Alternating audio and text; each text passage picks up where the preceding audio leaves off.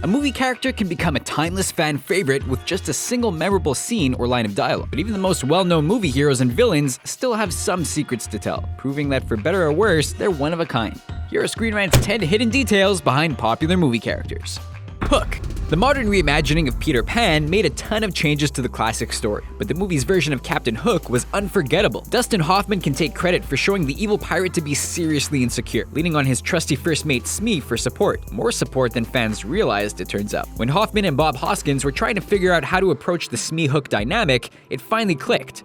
The two weren't friends, but lovers. It wasn't what the director intended, and it's never explicitly explored in the movie, but for the actors on screen, they were playing partners in more ways than one. Mad Max Fury Road.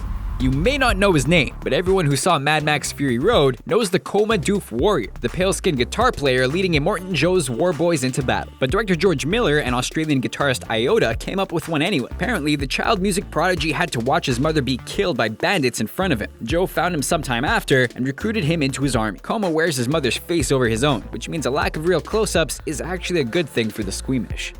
The Joker. In the decades since Batman's arch-nemesis first appeared, his origin story has remained a mystery, with most agreeing that a villain like the Joker is scarier without one, even the more colorful version seen on the 1960s TV show. Alan Moore's Killing Joke made the popular case that the Joker was born from one bad day. That idea didn't fly when Batman star Adam West was asked his thoughts on the Joker, claiming nobody can go that crazy without prolonged abuse. In his mind, the Joker was abducted as a child and kept prisoner for years by an abusive clown, resulting in the grinning killer fans know and love. Jerry Robinson, who co-created the Joker, was on hand to agree, simply stating that would do it. If that's the origin of the campy version, who knows what created the darker takes on the clown prince of crime.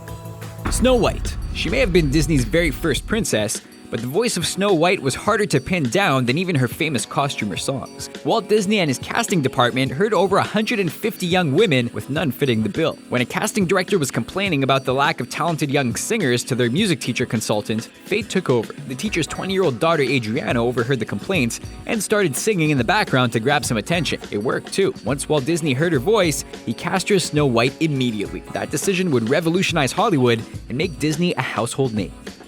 James Bond. For entire generations, the wealth of actors who've played 007 can't change the fact that Sean Connery did it first, and did it best. He's remembered for embodying the sexy charm of the ultimate alpha male, but Connery didn't quite live up to that standard off screen. Aside from the rumors that Connery would tighten up his pecs by holding bags of ice water to his chest before shirtless scenes, the thick hair on the actor's chest was sold short by his scalp. Connery wore a hairpiece in every single one of his Bond adventures. We wonder what Bond would have to say about the studio's first choice to play him.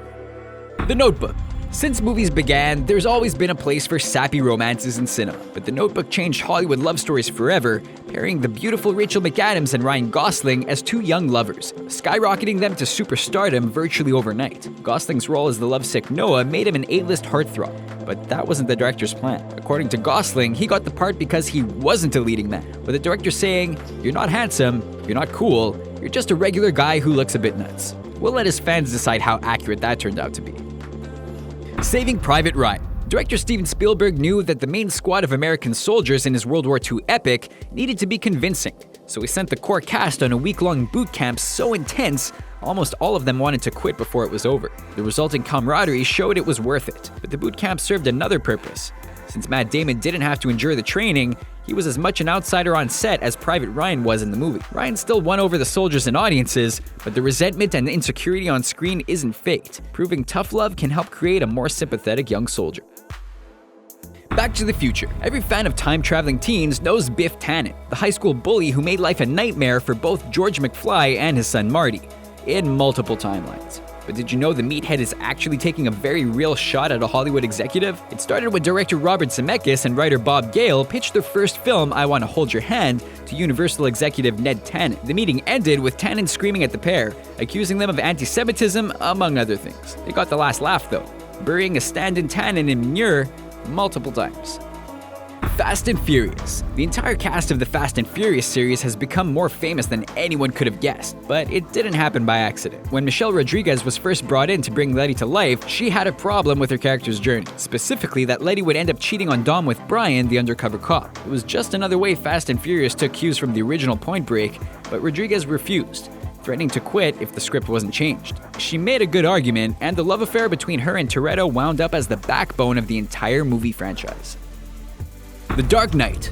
There's no denying what Christopher Nolan's Batman did for comic book movies everywhere, but there's one part of Christian Bale's take on The Dark Knight that draws more criticism and mockery than any other: the Bat voice. But Bale's Bruce Wayne isn't really the problem, since his raspy growl actually seemed an inspired choice in the first movie, Batman Begins. Falcone sent them to kill you. But in The Dark Knight, Nolan decided to add some new effects in post-production to make the rasp a bit stranger. You wanted me. Here I am. Fans still have every right to mock the insane Bat voice, but few realize that it wasn't the starring actor to blame for it. Those are the awesome secret details behind some of our favorite movie characters, but which ones do you think we missed? Name them in the comments, and don't forget to subscribe to our channel for more videos like this one.